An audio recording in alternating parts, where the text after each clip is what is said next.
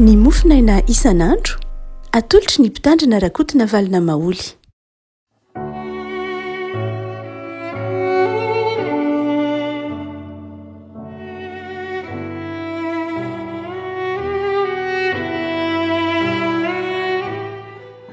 Mifaliana no era-banantsika rehefa mararatra trety alarobia voalohan'ny volana aprily ity. Ny mofinaina voalahatra ao antsika dia ny filazan-tsaramaso naraka ny lioka toko fahavalo, lioka toko fahavalo andiny faharoa amby roapolo ka hatramin'ny fahadimy amby roapolo, lioka toko fahavalo andiny faharoa amby roapolo ka hatramin'ny fahadimy amby roapolo fakitsika amin'ny anaran'i Jesoa.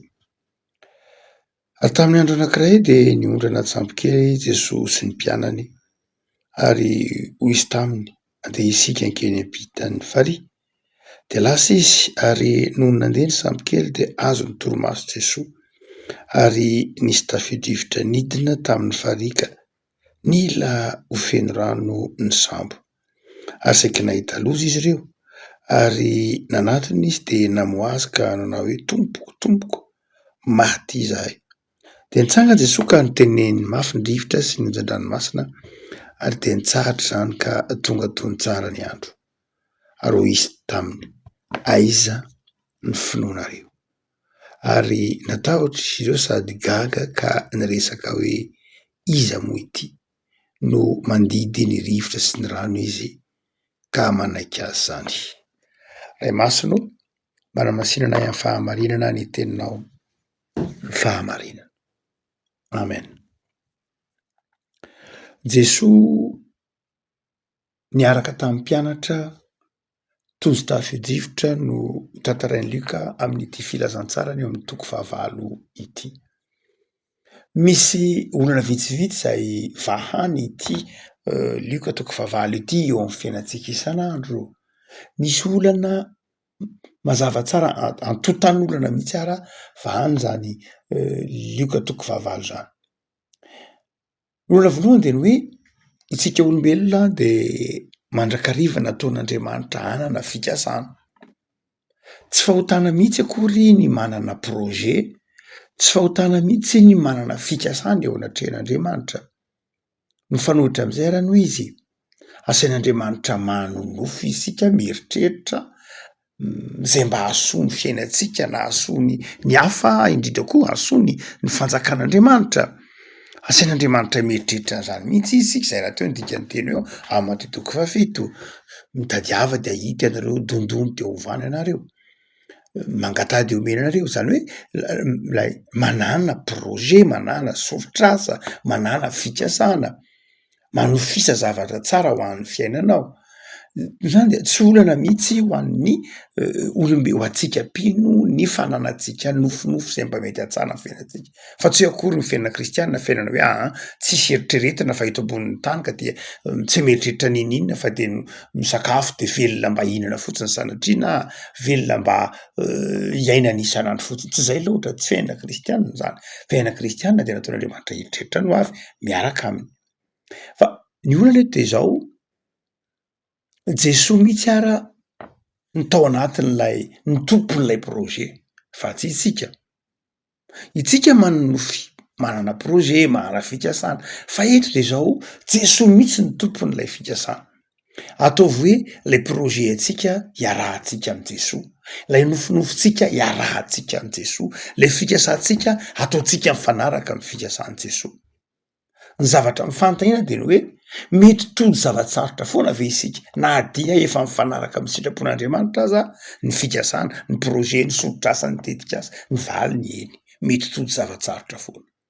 Tsy hoe satria tsika manana fikasana tsara miaraka amin'Andriamanitra, tsy hoe satria tsika manana fikasana tsara entsika mibavaka, ataontsika daholo ny zavatra rehetra dia tsisy olana, fa tena misy mandrakariva ny olana.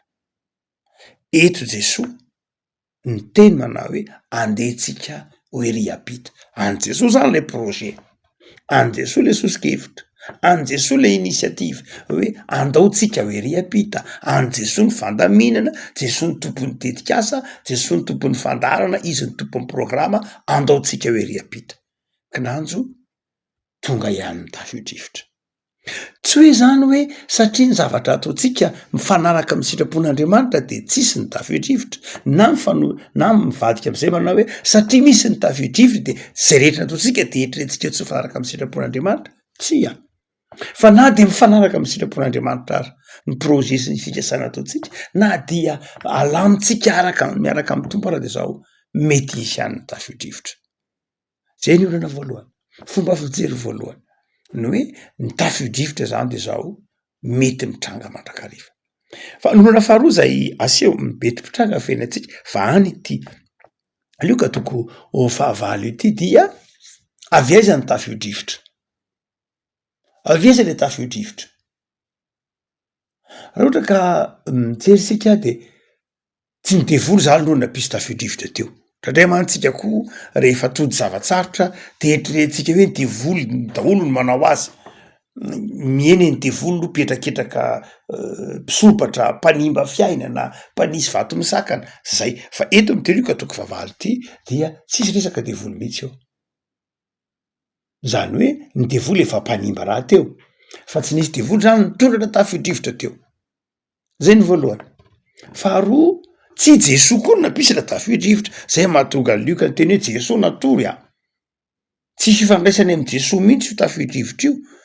Satria Andriamanitra mahay zavatra rehetra fa Jesoa tamin'io matory. Ny tiany Lioka resahana de ny hoe tsisy ifandraisany amin'ny Jesoa mihitsy io tafio-drivotra io. Midika zany tafio-drivotra tsy zavatra ara-panahy akory no nahatonga azy. Tsy zavatra hoe nataony Jesoa hitranga hoe iny eny Jesoa nampisy tafio-drivotra na sanatria koa nietraketraky ny devoly zay fa ratsy fanara teo, tsy izy akory, tsy zay natonga lay tafio-drivotra. Fa ino natonga lay tafio-drivotra? Raha ohatra ka mijery tsara no voambolan'ny ampiasain'ny Lioka isika de hoe Lioka manao hoe ary nisy tafio-drivotra nidina tany amin'ny farihy. Nidina tany amin'ny farihy ahoana moa? Raha mijery ny geografian'io farihy any Genesareta io tsika na io farihy nisy andry Jesoa io zany dia karazan-drazany takany koveta ihany izy io, mitovitovy an'ny lakala ohatraohatra. Dia karazan-drazany takany koveta ihany. Ka misy rivotra izay avy aty ambany, rivotra mafana. Ary misy rivotra avy any amin'ny Hermona, avy any amin'ny tendrombohitra Hermona zany mangatsika. Ary iny rivotra mangatsika mitsotsorika avy any amin'ny tendrombohitra Hermona iny, avy any Hermona iny dia didimidina mankaty amin'ny io ranomasina io, mifanonjo indraindray amin'ny rivotra mafana dia tonga manonja lay rano, manonja be lay rano. Zany hoe ny fifandonan'lay rivotra mangatsika avy any Hermona sy le rivotra mafana eo amin'ny toerana io. Zay le hoe nidina fa izy io nidina avy any an-tendrombohitra zany ary io fantatry ny Jios hita tamin'ny fotoan'andro a.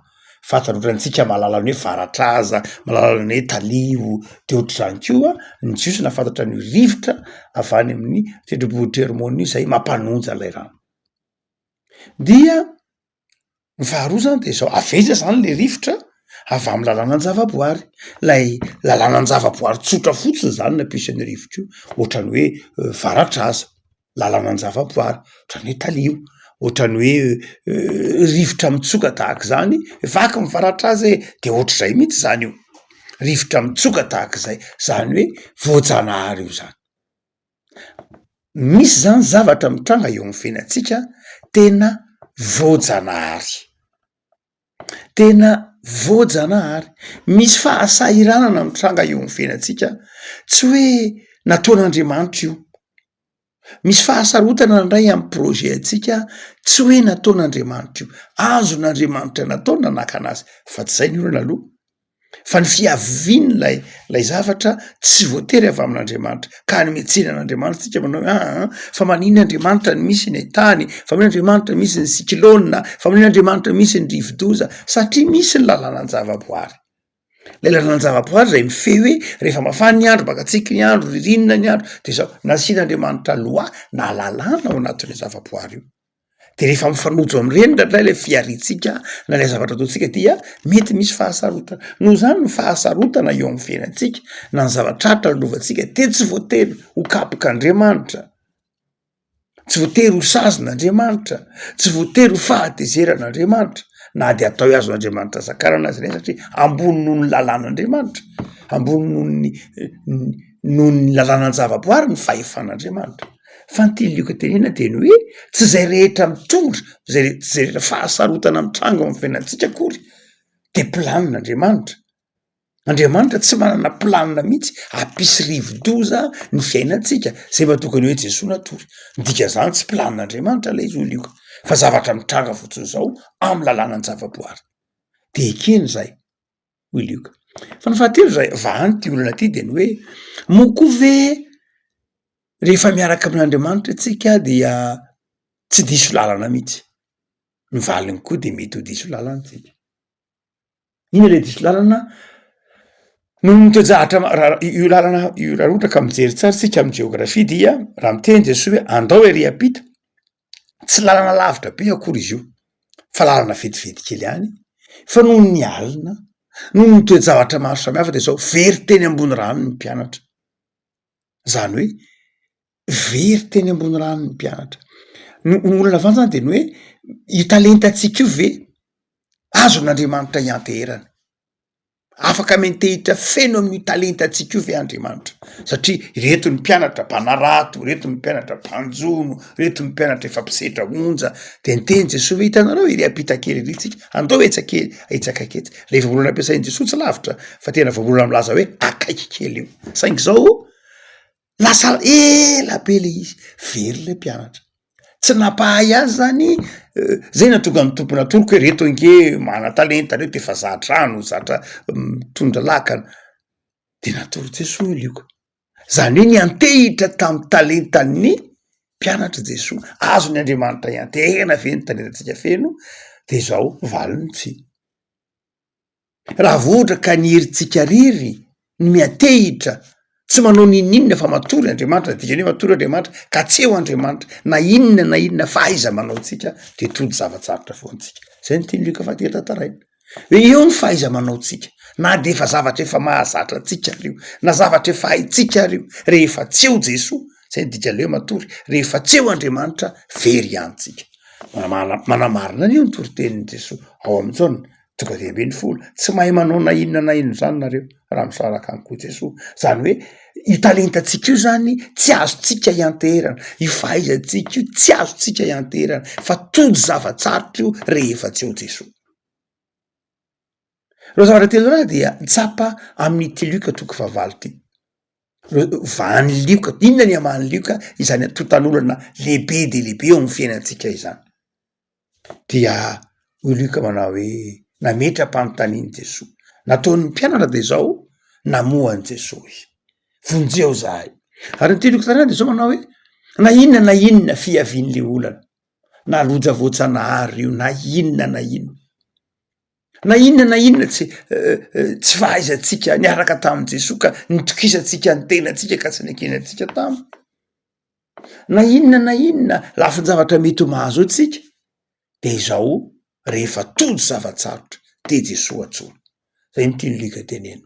Rehefa tody zavatsarotra de Jesosy atsona. Na inona karazan zavatra lalovantsika de Jesosy atsona. Fa Jesosy mamaly. Ary rehefa maly Jesosy, inona ny fitaovana?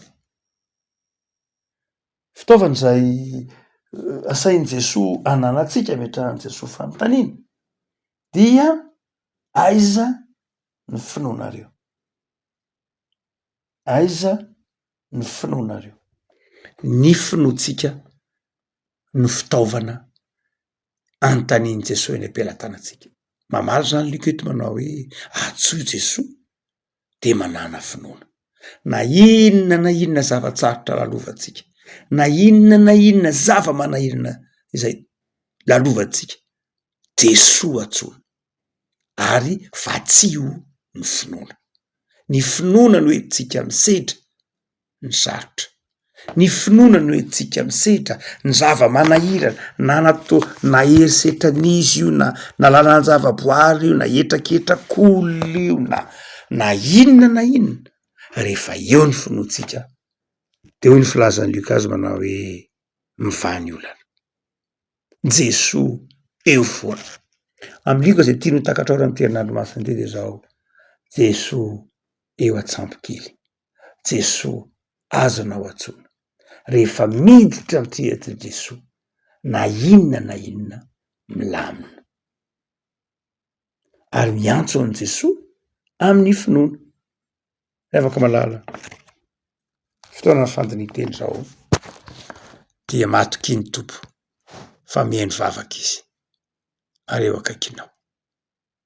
Vavaksika tombatsorona zay ny amin'ny soratra masina zay mampianatra anay sy manome toky anay fa azonay antsona ny fotoana rehetra ianao, eo mandrakariva ianao, mamaly vavaka ianao, na inona lafin-javatra setrainay, na inona zavatsarotra lalovanay na amin'ny fiainanay na amin'ny asanay na amin'ny fanompoana inona dia eo mandrakariva ianao, tsy mandatsa fa ataovy miorina amin'ny finoana zay, ataovy miorina amin'ny fahatokinanao, aza velanao isalasala fa mandresy ianao, tsy misy fahasarotana tsy resinao ary tsy misy fahasarotana velona anao andalo amin'ny fiainanay ka tsy resinao ary resinay satria manam-pinoana zahay.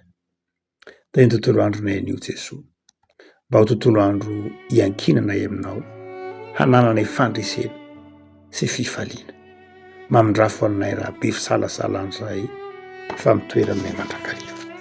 Saotra Jesosy noho ny fitiavanao anay sy ny fanekenao hitantana anay.